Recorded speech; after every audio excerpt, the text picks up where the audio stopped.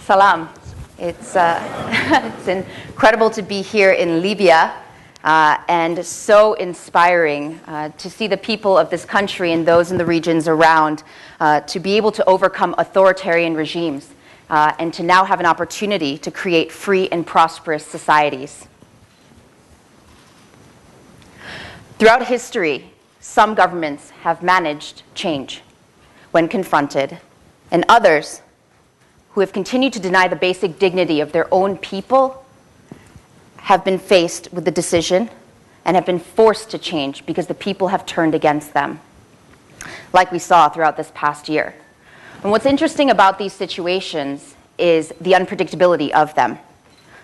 In many places where it seems like change is improbable, it very quickly shifts to becoming inevitable. But I'm here today to talk about a country, North Korea, that's on the other side of the world and is also one of the world's most oppressive regimes. Many people have written off North Korea, saying that it is hopeless, it's unchanging, and that it's impossible. But I'm here to tell you today that North Korea is changing and that it's being driven by the people. Most people, when they think about North Korea, they know it from a level of high politics. Its reclusive leaders, nuclear weapons, security issues, the largest militaristic country in the world with the fourth largest army.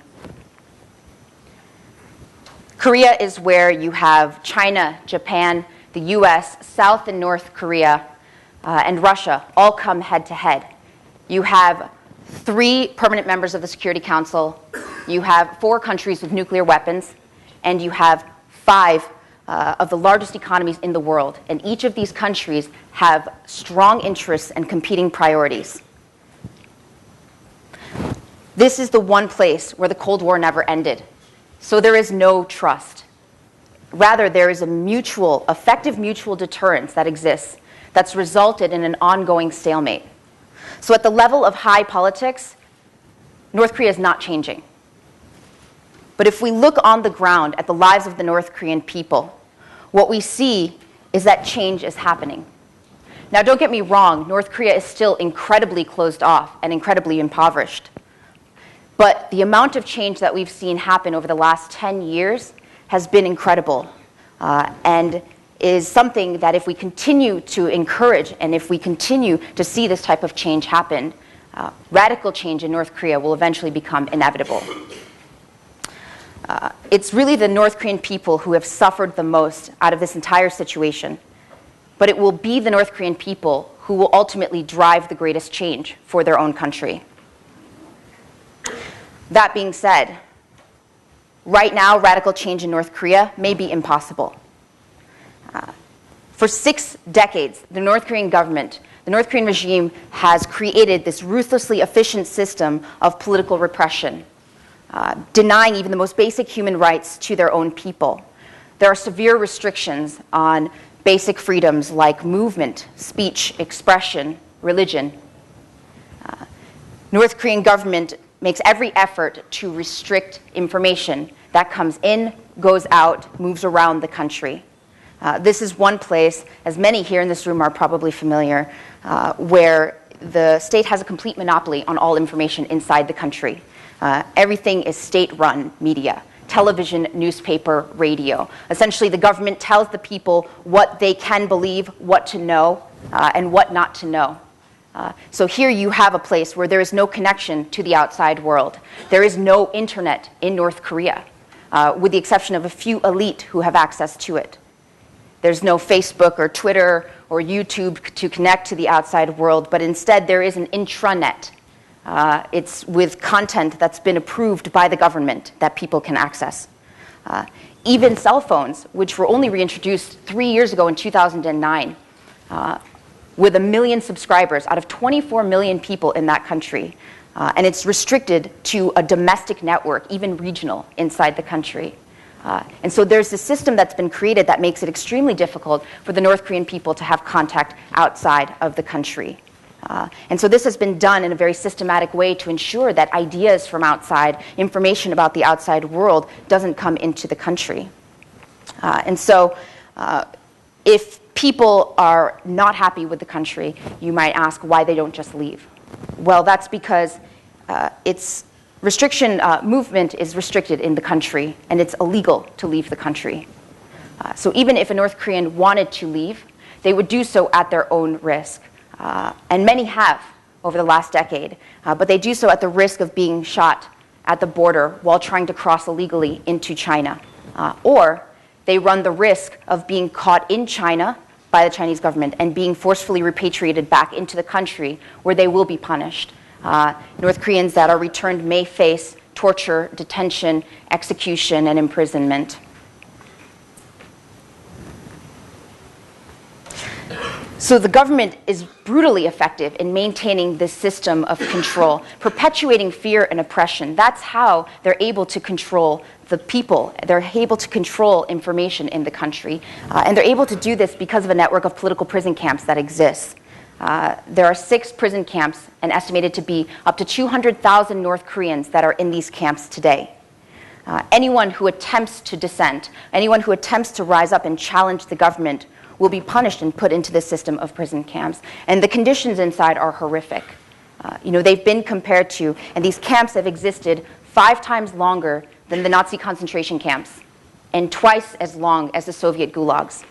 And they still exist today, even though the North Korean government denies the existence of these camps. And so it's really because of this level of fear that people have that we probably won't be seeing any North Korean Aung San Suu Kyi's or Liu Xiaobo's in the near future. The North Korean government also utilizes a system of collective punishment, which means that if you commit a crime or a perceived crime, not only will you be imprisoned or punished, but up to 3 generations of your family will be punished. That means you, your children, and your parents will all go into the camp together. Shin Dong-hyuk, he's a man that worked with our organization. He was born in 1982 in camp number 14, Ketchon. It's one of the most brutal labor camps in the country. How is a person born into a prison camp system?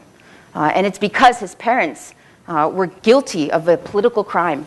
And so, by association, he was born into this camp, and he lived there for 23 years. At the age of 14, his mother and brother attempted to escape from this camp. He was interrogated and tortured. This is actually a picture he drew of himself being tortured for months, and later was forced to watch the execution of his mother and brother. He saw his mother hanged and his brother shot. When he was 21, he met a man in the camp, and this man was part of the elite. He had been outside of the country, and he told Shin stories about the outside world. He told him all of these things that he had eaten and places he had visited, and began to create and stir this curiosity, this desire inside of Shin that never existed before. It was unusual for Shin to begin to think about these things. And so in 2005, Shin made an attempt to escape that camp, and is one of the only known survivors to have successfully escaped that camp. If you talk to Shin today, he'll tell you that one of the motivating factors that caused him to leave was he was determined to know what it tasted like to try meat. He wanted to know what that would taste like because this man had talked about it so much in the camps that's what drove him. That's what drove him to leave, to be determined to make it outside. So as I said, the North Korean government denies the existence of these camps, but you can go on Google Earth and find them yourself.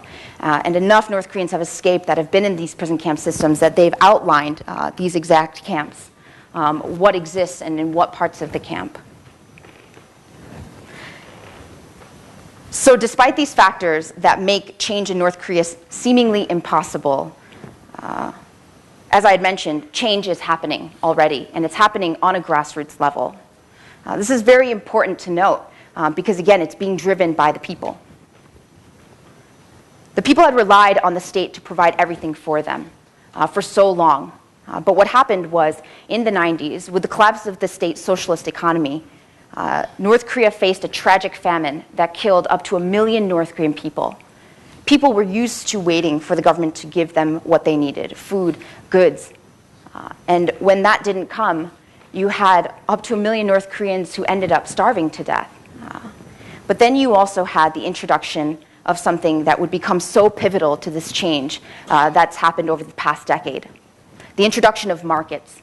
This became a survival mechanism. You have people who took matters into their own hands. These markets were illegal then, but they realized that they couldn't wait for the state to provide for them any longer, that they needed to go and to find a way to survive on their own.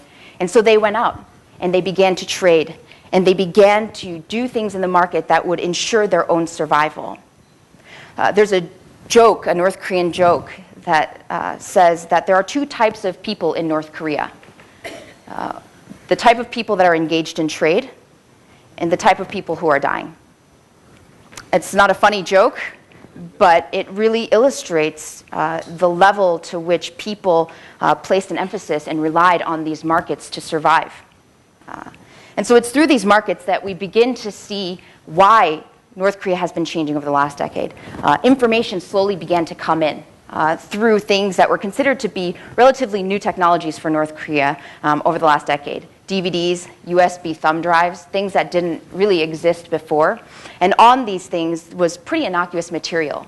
Wikipedia articles, computer games, books, and South Korean dramas. These are extremely popular in North Korea and have also become very important because it's revealed to the North Korean people actually the prosperity and the wealth of their South Korean brethren. Something that they were told for such a long time that the South Korean counterparts were in much worse off conditions than they were.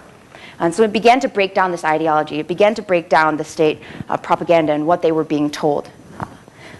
Markets were also very important because what happened was you began to have private wealth. People who were engaged in market activities began to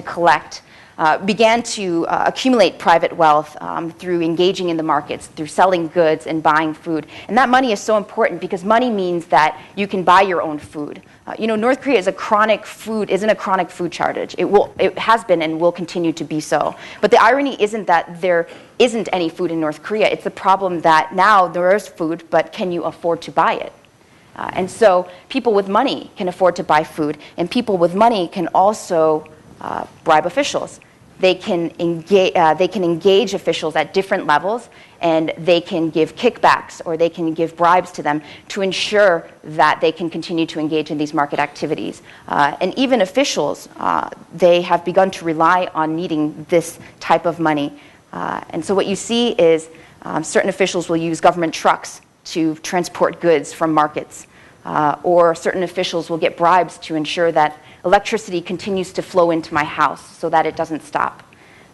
And so you have people on various levels engaged in the markets in these different types of activities. And you also have this explosion of corruption that happened in the country. And so corruption is really what has allowed a lot of these things to happen, a lot of these things to continue in the country because these officials are complicit in part of this engagement. And so you also begin to have ideological erosion, right? As we mentioned before, the people no longer really believe in the state because they're seeing otherwise. Everything that they were told is turning out not to be so true. And so you have this generation that is called the Changmadang, or the market generation, that grew up in the 90s, relying on the markets. They remember only hardship. And so their loyalty is not to the regime, but instead is to survival. You also have the emergence of a new class, a new rich. What this is people who have engaged so successfully and so heavily in the markets, they've accumulated so much wealth. And so now they've been able to create this status for themselves that's independent from the state. And so this is very interesting to note, because at the end of 2009, the North Korean regime decided to have a surprise currency reform. And as you can imagine, the people were very upset. This was the government's attempt to roll back the markets. They realized that the people, they realized how dependent the people had become on these markets and the separation that was being created. And so they were attempting to roll back the markets and wipe out this private wealth. So people who had worked so hard to accumulate this wealth were upset. And there were reports that people were in the streets burning money. You had people who were attempting to commit suicide or who did commit suicide. And you even had these feisty middle-aged North Korean market ladies who were fighting with officials and arguing with them because they were so upset. This was a very pivotal event because it was a great awakening. For the North Korean people, this is one of the most important things that they remember because they point back to this and they say that that was when they completely lost all trust for the government. And for the North Korean government, this was a serious miscalculation on their part.